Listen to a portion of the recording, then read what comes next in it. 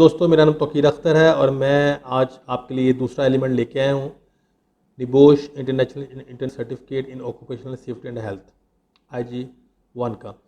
Element number 2 है how health and safety management system work and what they look like. Health and safety management system जो है वो काम कैसे करता है और वो दिखता कैसे है। उससे पहले मैं आपको इंट्रोडक्शन करवाना चाहूँगा। मेरा नाम मोहम्मद तौकीर अख्तर है और मैं ग्रेजुएट मेंबर ऑफ आयोश हूँ। लेवल 6 डिप्लोमा किया हुआ है मैंने ऑक्यूपेशनल सेफ्टी एंड हेल्थ में ब्रिटिश सेफ्टी काउंसिल से। डिबोश सर्टिफाइड हूँ, आयोश ट्रेनर सर्टिफाइड हूँ और having 15 year experience in oil and gas as a HSC professional. दोस्तों, आज इस जो एलिमेंट में हम लोग क्या क्या पढ़ेंगे वो मैं आपको डिस्कस करते हैं। आज हम लोग डिस्कस करेंगे give an overview of the elements of N occupational health and safety management system and the benefits of having a formal certified system. हम ऑक्यूपेशनल हेल्थ एंड सेफ्टी के जो अनासर हैं उनको हम लोग डिस्कस करेंगे और हम देखेंगे कि इनके बेनिफिट्स क्या क्या हैं।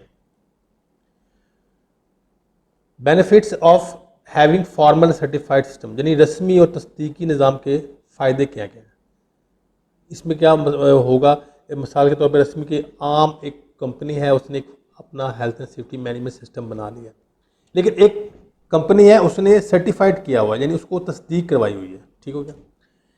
दूसरा पॉइंट ये है कि discuss the main ingredients of occupational health safety management system that make it effective.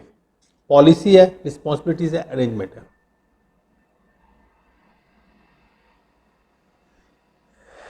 Occupational health and safety management system के हम लोग मेन अहम अज्जा जो इसके अंदर हैं वो देखेंगे, डिस्कस करेंगे कि वो इफेक्टिव भी हैं या नहीं।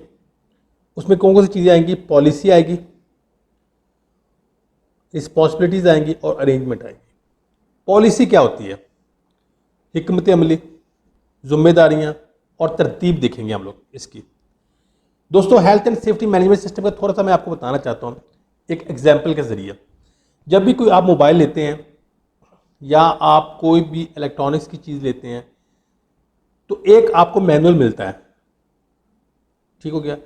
उसके अंदर सारी चीज़ें लिखी होती हैं कि आपने इसको कैसे यूज़ करना है, इसकी सेफ्टी की क्या क्या इसकी चीज़ें हैं। इसके अंदर आपने ज़्यादा हीट अप नहीं करना, इसको कितना देर चार्ज करना है, क्या इसकी चीज़ें हैं, मतलब इलेक्ट्रॉनिक्स के हिसाब से कि इसको आपने पानी वाली जगह पे नहीं रखना या ये वाटर प्रूफ नहीं है।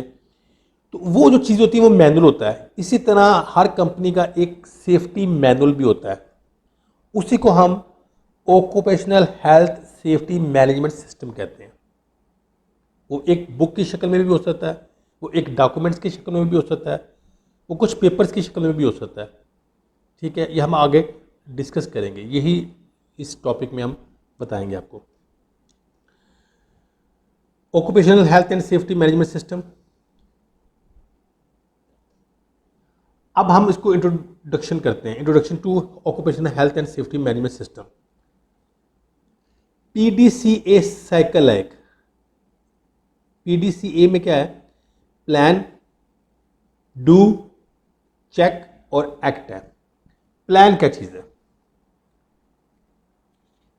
प्लान का मतलब यह है कि जो हमने एक मंसूबा बना लिया कि काम करने का एक मंसूबा है।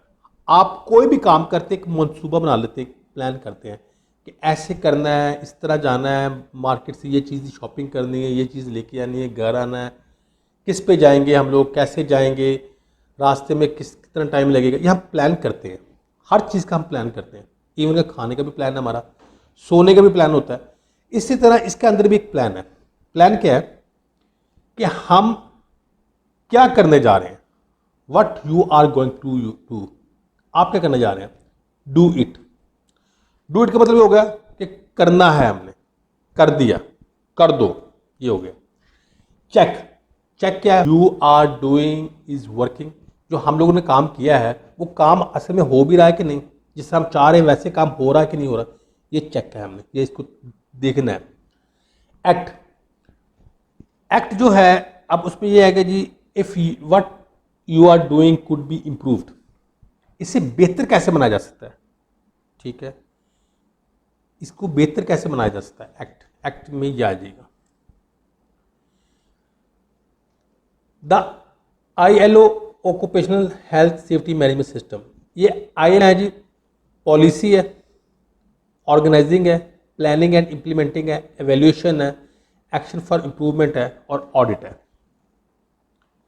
पॉलिसी, हिकमत अमली, मैंने बता दिया आपको, पहले पॉलिसी आप लोगों ने तरतीब देनी है, हिकमत अमली बनानी है। ऑर्गेनाइजिंग, उसको तरतीब देना है, जो हमने पॉलिसी बना ली उसको तरतीब देना है, लोगों को अब रूल्स एंड रिस्पॉन्सिबिलिटीज देनी है। फिर प्लानिंग एंड इम्प्लीमेंटिंग, मनसूबाबंदी करनी है और उस पर अमल दरामद भी करना है। एवेल्यूशन, इसको एवेल्यूट करना है या असेसमेंट करनी है उसकी, या आप कह सकते हैं तशखीस करनी है इसकी, ठीक हो गया।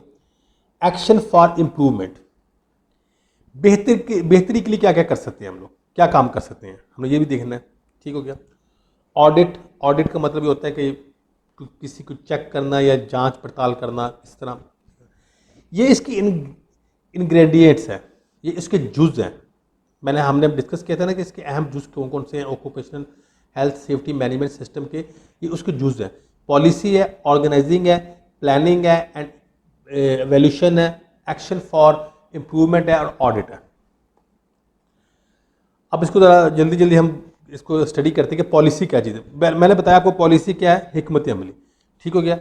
अब उस पर क्या करना क्या है, उसने clear statement of commitment to health and safety, clear कि हम ये वादा करेंगे कि हम ये चीज़ें पूरी करेंगे हेल्थ एंड सेफ्टी की।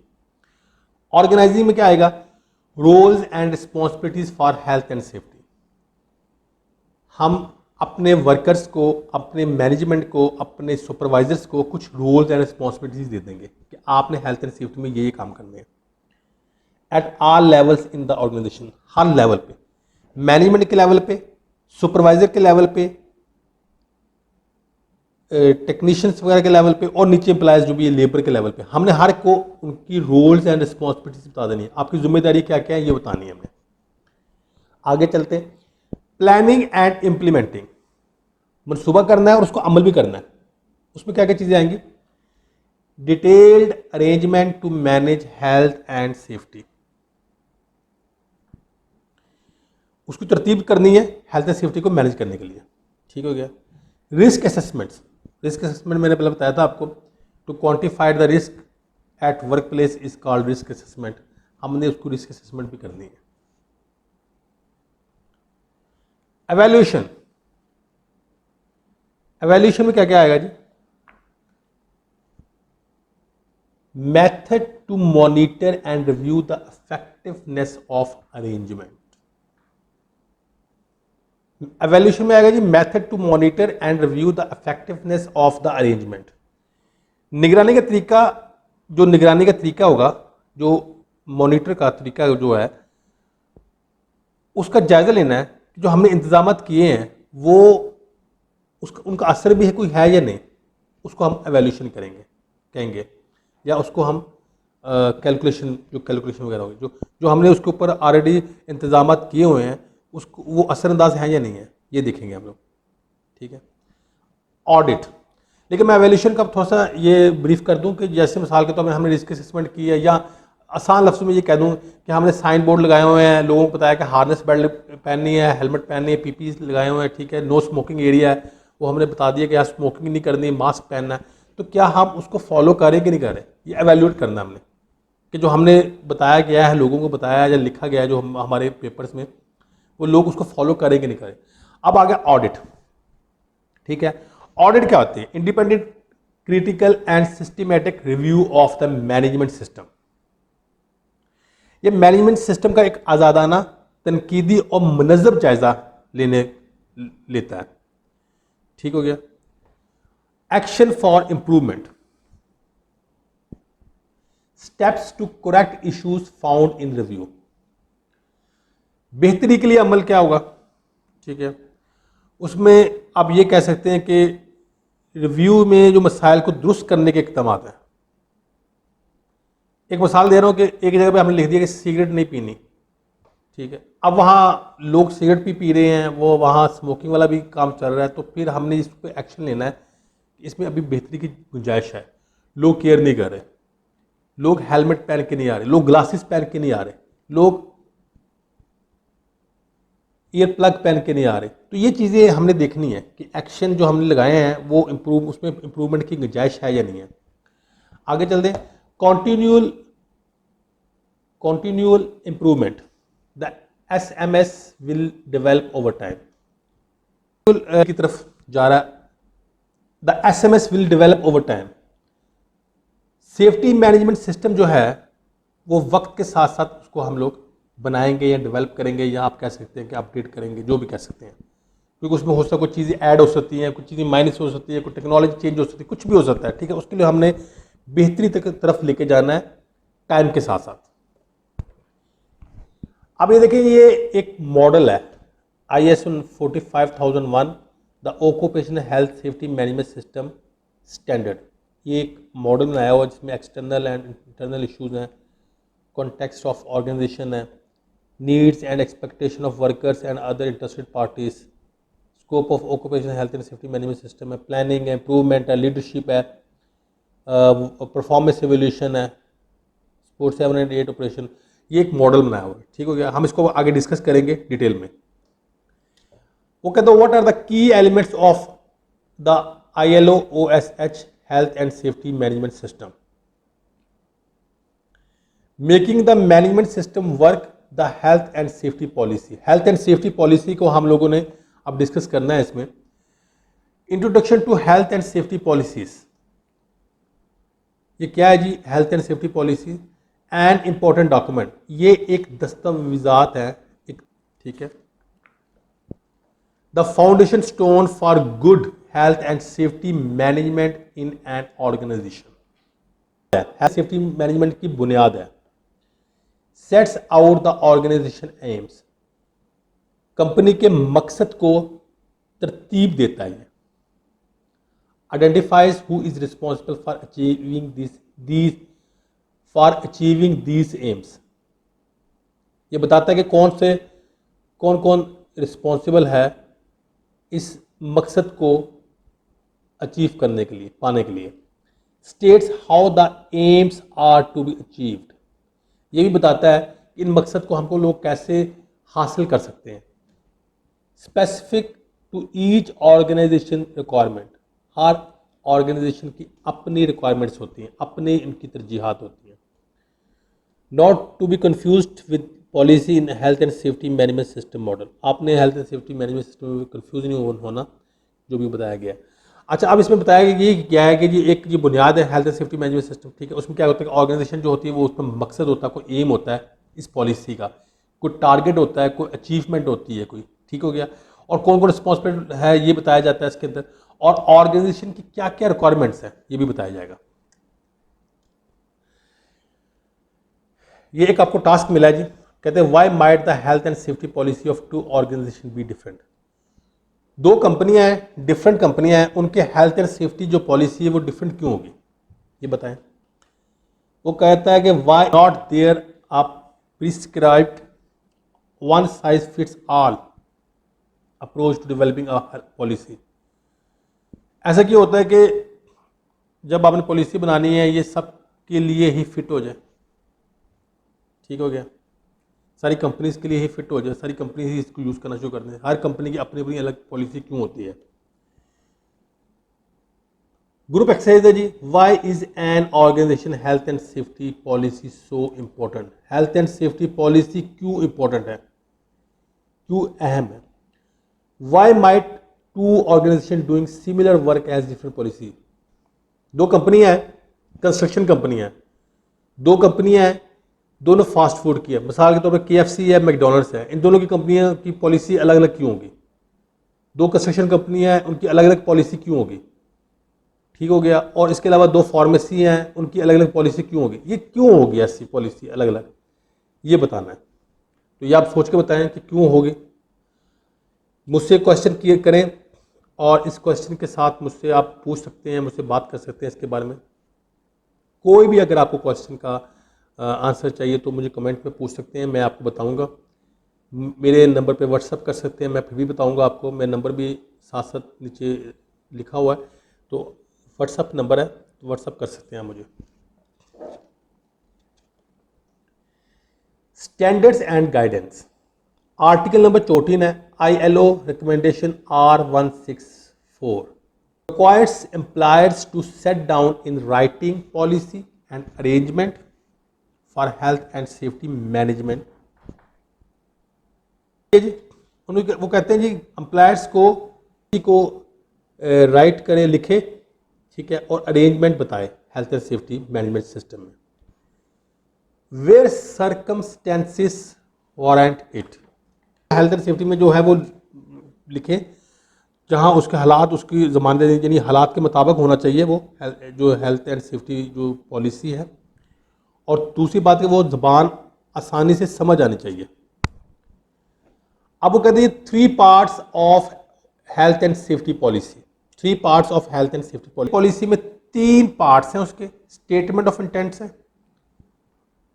क्या करने जा रहे हैं, ऑर्गेनाइजेशन है, कौन क्या करने जा रहा है, अरेंजमेंट है, वो कैसे होगा काम। आगे चलते हैं। जनरल स्टेटमेंट ऑफ इंटेंट क्या है जी? ये setting over all AIIMS and objective, मकसद जो है वो हमने सेट करना है, हमने टारगेट सेट कर लेना, एक गोल सेट कर लेना कि हमारा ये टारगेट, कुछ भी टारगेट हो सकता है। मिसाल के तौर पर आप कह सकते हैं कि 0 एक्सीडेंट ना हो, 0 इंजरी ना हो, ठीक हो गया, 0 प्रॉपर्टी लॉस या डैमेज, प्रॉपर्टी डैमेज 0 हो, कोई भी ना हो। तो ये आपने एक मकसद एक किस्म का बना लिया कि ये हमारा मकसद है, ठीक है।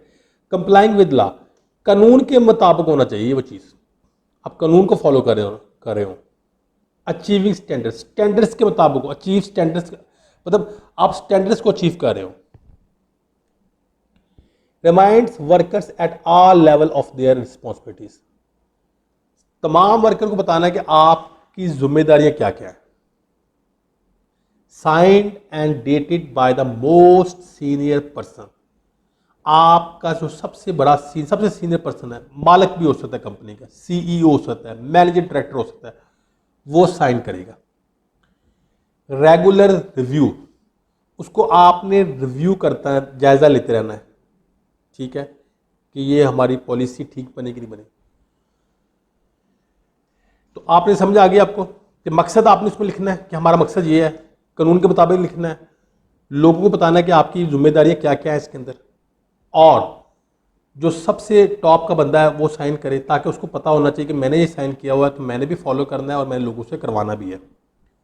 और इसके बाद उसको आपने जायजा लेते रहना है time to time. Health and safety में ये स्मार्ट ऑब्जेक्टिव आ गया जी, specific, measurable, achievable, reasonable, time bound. Measurable क्या होता है, स्पेसिफिक क्या होता है, खास, मखसूस, ठीक है। क्लियरली डिफाइंड, प्रिसाइज, यानी कि वाज़ेह तौर पे बयान कर दें, वाज़ेह तौर पे क्लियर कर दें उसको, भाई क्या चीज़ क्या है, क्लियर होनी चाहिए। मेजरेबल, पैमाइश होनी चाहिए उसकी, उसको पता होना चाहिए कि यार ये काम हमने इतना करना है, ठीक है, इससे ज़्यादा नहीं करना है, इससे कम भी नहीं करना। Achievable, it can be done, हासिल होना चाहिए वो, उसका कोई ना कोई हासिल, तो उसका कोई रिजल्ट आना चाहिए। Reasonable, with in time scale and resources,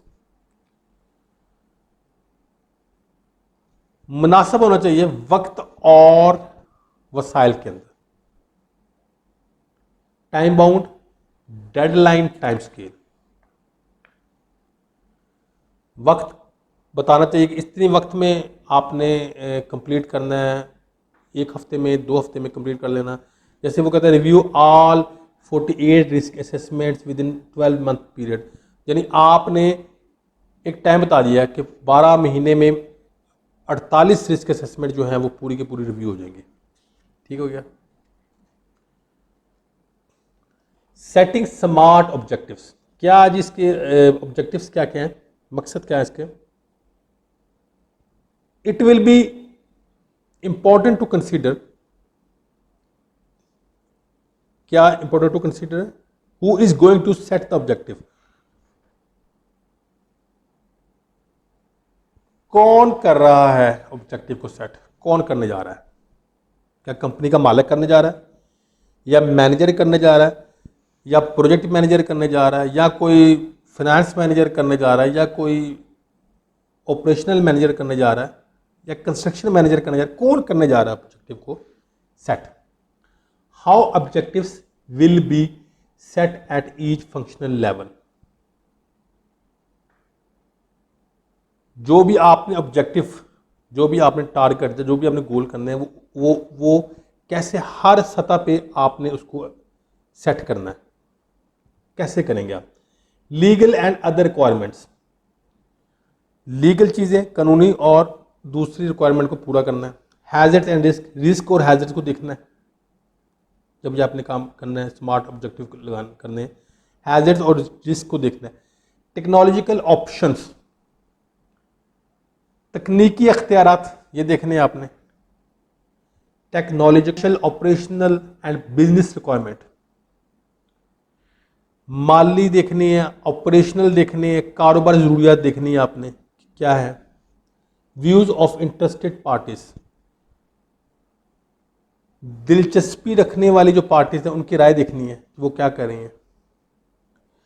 अब आपको उन्होंने ग्रुप एक्सेस दे दिया, वो कहते हैं टारगेट्स में be included in the statement of intent to show commitment to improvement. What targets could be included? Example, general example only needed. Target भी include हो सकते हैं। बेहतरी के अज़म को जाहिर करने के इरादे में टारगेट को शामिल किया जा सकता है। क्या टारगेट हो सकते हैं आपके? ठीक है, वो पूछ रहा है। मैंने बता दिया आपको, जैसे मेरे हिसाब से कोई ज़ीरो एक्सीडेंट हो गया, या आप कह सकते हैं कि zero incident, zero accident, zero injury, तो इस तरह के कोई आप टारगेट रख सकते हैं। रिस्पॉन्सिबिलिटीज है, outline the chain of command of for health and safety management. ये हम आगे देखेंगे, उसमें बताया गया चेन है, जो कि ऊपर कमांड कर रहा है बंदा, नीचे उनके सारे के सारे उसके नीचे काम कर रहे हैं। वो एक किस्म का आपको आउटलाइन दी गई है, खाका दिया गया है। Identifies the roles and responsibilities of staff, उसमें बताया जाता है कि आपने का काम क्या है और आपकी जिम्मेदारियां क्या क्या है। ठीक है। Usually includes an organisational chart related to health and safety. Organisational chart होता है, यानी कंपनी का चार्ट होता है, वो आपको बनाना पड़ता है दिखाने के लिए। Show lines of communication and feedback, उसमें बताया जाता है कि कौन ने किसने किसके साथ कम्युनिकेशन करनी है और फीडबैक कहाँ से मिलेगा। ये आपके सामने ये ऑर्गेनाइजेशन चार्ट है, जिसपे ऊपर मैनेजर डायरेक्टर है, एमडी है, नीचे डायरेक्टर्स हैं, उससे नीचे मैनेजर्स हैं, उससे नीचे सुपरवाइजर्स हैं, उससे नीचे एम्प्लॉयज़ हैं। और आप अगर लेफ्ट साइड पे देखें तो हेल्थ एंड सेफ्टी एडवाइज़र है, जो कि डायरेक्टर्स को, मैनेजर्स को और सुपरवाइज़र को, ये इनको वो एक किस्म का आप कह सकते हैं एडवाइस दे रहा है या उनके साथ कम्युनिकेट कर रहा है। डिफाइंस रिस्पॉन्सिबिलिटीज फॉर, हमें रिस्पॉन्सिबिलिटी बतानी है किस किस की, सीईओ की और एमडी की, यानी कि मैनेजर डायरेक्टर जो होता है। अल्टीमेट रिस्पॉन्सिबल एंड अकाउंटेबल, आखिरकार लास्ट में वही बंदा जिम्मेदार भी है और अकाउंटेबल भी है, जवाबदेही भी वही है। मैनेजमेंट उससे responsible for day to day management, यानी वो डेली की डेली वो बताने का वो जिम्मेदारी है उनकी। ऑल एम्प्लॉयज़, बाकाया जो एम्प्लॉयज़ है वो रिस्पॉन्सिबल फॉर एक्टिंग सेफली, उनको वो जिम्मेदार हैं सेफ तरीके से काम करने में। कॉम्पिटेंट पर्सनस, उनमें कॉम्पिटेंट पर्सन कौन कौन से आते हैं जी? फर्स्ट एडर है, फायर मार्शल है, या आप फायर सेफ्टी ऑफिसर कह लें आप, तो ये उसमें कॉम्पिटेंट पर्सनस हैं। Special health and safety specialist health and safety practitioners जो हैं वो responsible for providing advice to support management and employees, वो मशवरा देने में और सपोर्ट करने को मैनेजमेंट को और एम्प्लॉयज़ को, ये उनकी रोल्स हैं, ये उनकी जिम्मेदारी है। अरेंजमेंट हम देखते हैं कि क्या क्या अरेंजमेंट चाहिए, तरतीब क्या क्या होनी चाहिए। जनरल टॉपिक्स कौन कौन से हैं? Carrying out risk assessment, risk assessment बनानी है, ठीक हो गया। इंफॉर्मेशन, इंस्ट्रक्शन एंड ट्रेनिंग, मालूमात देनी है, हदायत देनी है और तरबियत देनी है। And near miss reporting, recording and investigation, हादसा हो गया या नियर मिस रिपोर्ट होगी वो बता देनी, रिपोर्टिंग करनी है उसकी, रिकॉर्ड रखना है उसका, और इन्वेस्टिगेशन तफ्तीश करनी है। Consultation with workers, consultation with workers, worker के साथ बातचीत करनी है, उनकी राय लेनी है। Developing safe system of work, safe system जो है ऑफ वर्क वो डेवलप करना है। Welfare and first aid provision, welfare और फर्स्ट एड की फराहमी। फायर सेफ्टी एंड प्रिवेंशन, आग लगने से हिफाजत और बचाव। एमरजेंसी प्रोसीजर्स, हंगामी तरीक़ेकार। Compliance monitoring including audit, monitor करना है इन चीज़ों को, ठीक है, ऑडिट भी करना है। तो इसमें आपने देख लिया कि क्या क्या चीज़ें जी इसमें बताया उन्होंने। रिस्क असेसमेंट बताया है, ट्रेनिंग बताया इसमें जो मेन चीज़ है कि देनी है आपने, रिपोर्टिंग करनी है एक्सीडेंट और इंसिडेंट की, इन्वेस्टिगेशन भी करनी है उसी की, और फिर इसके बाद बताया कि जी आपने वर्कर के साथ कंसल्टेशन भी करनी है, सेफ सिस्टम वर्क बनाना है आपने, और फर्स्ट एड की और वेलफेयर फैसिलिटी। वेलफेयर फैसिलिटीज़ में आपको बता दूं आपको क्या क्या चीज़ें आती हैं। ड्रिंकिंग वाटर आता है, ठीक है, रेस्ट रूम आता है, और इसके अलावा टॉयलेट फैसिलिटी वगैरह भी आ जाती हैं इसके अंदर। फायर सेफ्टी एंड प्रिवेंशन करनी है उनकी, और एमरजेंसी प्रोसीजर वगैरह करने हैं। अब एक्टिविटी एक और आ गई, can you think of any other specific health and safety hazard. आपको खास हेल्थ एंड सेफ्टी हैजर्ड को आपके ख्याल में आ रहा है, जो आपके जहन में आ रहा है। Write down as many as you can, आप लिख सकते हैं जितने भी आपके जहन में आते हैं। Which you believe should be included in the arrangement section of a health safety policy, जो आपके ख्याल में अरेंजमेंट सेक्शन में आ सकते हैं हेल्थ एंड सेफ्टी पॉलिसी की। स्पेसिफिक रिस्क एंड प्रॉब्लम्स कौन कौन से हैं। लोन वर्किंग, जो बंदा अकेला काम कर रहा है, वो गार्ड भी हो सकता है, वो कोई भी हो सकता है जो अकेला बेचारा काम कर रहा है, ठीक है। नॉइज एक्सपोजर कंट्रोल, शोर शराबा उसको कंट्रोल करना, ये भी प्रॉब्लम है। वाइब्रेशन, थरथराहट, उसको भी कंट्रोल करना एक मसला है। Control of exposure to toxic material, बात को कंट्रोल करना, ये भी बड़ा एक मुश्किल काम है। कंट्रोल ऑफ क्राउड्स, हजूम आ गया एकदम, दावा बोल दे किसी भी जगह पे, उसको कंट्रोल करना। Control of transport risk, transport के रिस्क को कंट्रोल करना भी मसला है। स्पेसिफिक हेल्थ सर्वेलेंस रिक्वायरमेंट, सेहत की मखसूस निगरानी की ज़रूरियात, इनको भी देखना ज़रूरी है। डिस्पोजल, कचरा ज़ाया करना, ये भी एक प्रॉब्लम है। Health and safety policies, how can a policy B effectively communicated, when should it be reviewed. Health and safety आपने पॉलिसी बना ली है, उसको आपने लोगों को बता दिया, ये कैसे कम्युनिकेटेड करेंगे और कैसे ये असरअंदाज हो सकती है, ठीक है। और इसको जायज़ा लेने की ज़रूरत या रिव्यू करने की ज़रूरत कब महसूस होती है, कब करना चाहिए। रिव्यूइंग पॉलिसी, पॉलिसी का जायज़ा लेना है, कब लेना जायज़ा उसका जी पॉलिसी का। चेंजेस इन की पर्सनल मैनेजमेंट में जो चेंजेस आ गई, कोई मैनेजर चेंज हो गया, कंस्ट्रक्शन मैनेजर चेंज हो गया, या कोई HSC एडवाइज़र चेंज हो गया, तब उसको चेंज करने की ज़रूरत है। मैनेजमेंट स्ट्रक्चर, मैनेजमेंट तरतीब जो दी हुई है आपने, जो काम करने की तरतीब है या कोई स्ट्रक्चर है, वो चेंज हो गया। प्रोसेस चेंज हो चुका है, काम करने का तरीका चेंज हो चुका है। टेक्नोलॉजी चेंज होगी, कानून चेंज हो गया, लेजिस्लेशन चेंज हो गई है। फॉलोइंग एन एक्सीडेंट, कोई इंसिडेंट हो गया, as a result of enforcement action, किसी गवर्नमेंट ने या किसी ने एक्शन ले लिया। आफ्टर एन ऑडिट, ऑडिट किया, बहुत सारी गलतियां निकल आई, ठीक है, कोई बहुत सारे मसले निकल आए, तो फिर भी आपको रिव्यू करने की ज़रूरत है। आफ्टर वर्कर कंसल्टेशन, आपने पॉलिसी बनाई है, वर्कर उससे खुश नहीं है, वो बता रहा है आपको कि यार ये मसले मसाइल आ रहे हैं हमें, आप उसके बाद भी रिव्यू कर सकते हैं। और टाइम के साथ साथ भी रिव्यू कर सकते हैं, एनुअली, 1 साल बाद आप उसको चेंज कर सकते हैं।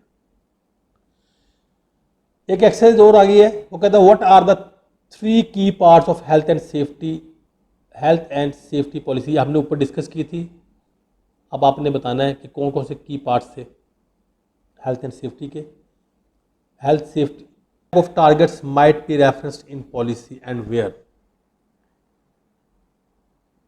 पॉलिसी में किसी किस्म की टारगेट का हवाला दिया जा सकता है और कहां। समरी हम करते हैं जिसकी इन दिस एलिमेंट क्या किया हमने, जिस एलिमेंट में, इस एलिमेंट में हमने समराइज किया है policy, organising, planning and implementation को, एवेल्यूशन को और action for improvement and audit. ये सारे के सारे आपको पता है इसके एलिमेंट्स हैं हेल्थ एंड सेफ्टी पॉलिसी को, ये भूलना नहीं आपने। Policy, organising, planning, implementation, evaluation, action for improvement and audit, ये इसके एलिमेंट्स हैं। हमने आउटलाइन द ISO 45001 SMS, इसमें क्या ऑर्गेनाइजेशन को हमने डिस्कस किया, लीडरशिप और उसके वर्कर के पार्टिसिपेशन को डिस्कस किया, प्लानिंग, सपोर्ट, ऑपरेशन को, परफॉर्मेंस एवेल्यूएशन को, इंप्रूवमेंट को, ये चीज़ हमने डिस्कस की। Identified the health and safety policy of an organisation as important document which sets out what organisation aims and organization aims are with regard to OHS, who is responsible to achieving those aims and how those aims are to be achieved। हमने health and safety policy के बताया कि ये एक बहुत अहम document है और इससे हमने ऑर्गेनाइजेशन को सेट करना है, उसमें बताना है कि किसकी कौन सी रिस्पॉन्सिबिलिटीज़ हैं और कौन क्या मकसद इससे हासिल किया जा सकता है, मकसद बनाएगा कौन और उसको अचीव कैसे किया जाएगा। Explain that the policy is usually present in the 3 parts, the general statement of intent, the organisation section and the arrangement section. 3 parts हैं हेल्थ एंड सेफ्टी पॉलिसी के, बताया मैंने आपको। जनरल स्टेटमेंट ऑफ इंटेंट है, organisation है and arrangement है। फिर आगे noted that OHS policies have to be reviewed in order to stay current and relevant and that reviews might be carried out periodically or in the response to changes। Health और safety policy को review कब करना है, कैसे करना है और उसकी वजह क्या क्या हो सकती है और आप टाइम के साथ इसको चेंज कर सकते हैं, ये हमने डिस्कस कर लिया है। दोस्तों आज हमने एलिमेंट नंबर 2 कंप्लीट कर लिया है।